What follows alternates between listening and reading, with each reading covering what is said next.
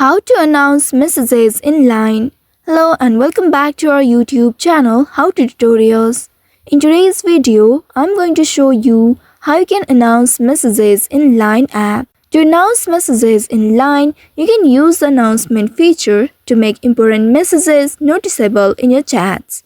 For that, first of all, open your Line application on your mobile device and make sure you are logged into your account. Once you are logged into your account, you will land on this home page. Here, you'll be able to see the chats icon at the central button below. Tap on it and then here select the chat where you would like to announce a message. Tap on it and here find the message you'd like to announce. You can either type a new message or select an existing one. And from here, you'll be able to see the option Announce. This option is represented by a megaphone icon. Tap on this Announce icon and once you select it, there you'll be able to see you have successfully announced the message. After announcing the message will now be highlighted in the chat at the top and will catch the attention of other participants. So by following these steps, you should be able to announce messages in Line.